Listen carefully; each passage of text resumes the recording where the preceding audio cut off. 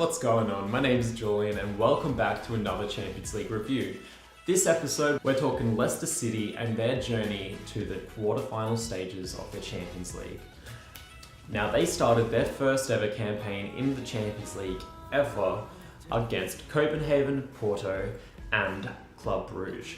Now, they did really well in this group. I mean, sure, it's relatively an easy group, but for a team that's, never really made it to the Champions League before, they did really well and actually secured top position. What that meant was they went into the round of 16 coming up against Sevilla. Now, a lot of people expected Sevilla to knock out Leicester City, and that's what they looked to be doing in the first leg where they got a 2-1 win.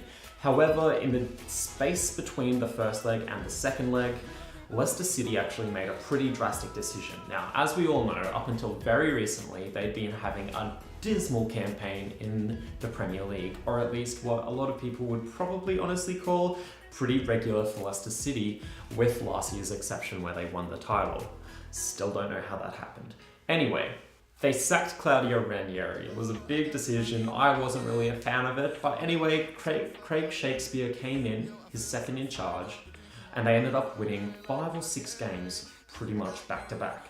Now, they did lose against Everton admittedly on the weekend, however, they have looked like the team that they were when they won the title. And that kind of resurrection happened for them in the second game against Sevilla when they got that 2-0 win, putting them through and now up against Atletico Madrid. So, who are Leicester's best players and how do they keep winning these games? Now, in my opinion, Leicester City have really been pretty clutch on 2 players that have done great work for them over at least recently in this season and a lot over last season. Now, those 2 players are Vardy and Mahrez. Beyond that, I don't know how many players you could justify as being great on this team. And even with Mahrez and Vardy, there's definitely an argument that they're not as perhaps consistent or as good as other players on other teams, such as Atletico Madrid. So their manager is Craig Shakespeare, and one of the things that I think's made a big difference so far is he's really taken things back to basics. In regards to formation, he's gone to a 4-4-2, which they played a lot of last season with, and he's brought back a lot of the team and the structure that was there last season when they were so successful. Obviously, without Kante now, because he's now at Chelsea, but pretty much the rest of the team remained there. Now, who are they playing? Like I already said, Atletico Madrid is their opposition in this quarterfinal. What are the weaknesses? Now, I think on paper, I don't really care who you support. I think everyone has to say Atletico Madrid probably is the better team. They've got better experience, they've got better players, in my opinion. And I think they will triumph in this clash. However, Leicester City weren't expected to do anything in the Premier League. They weren't expected to beat Sevilla. They weren't expected to get out of the group stage, and they weren't expected to do so well after Ranieri left.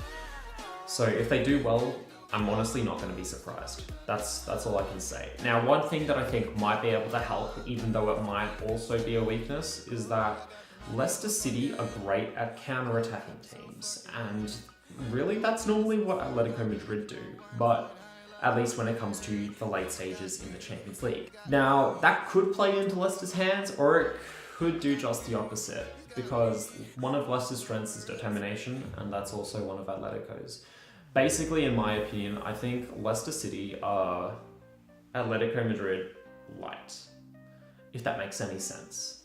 And so much so that Diego Simeone, Atletico Madrid's manager, has actually kind of come out and said pretty much the same thing, that there are a lot of similarities between the 2 teams. Yes, I believe Atletico Madrid will dominate this game. However, Leicester City don't really care if they have the ball or not. They're just so lethal on the counter-attack.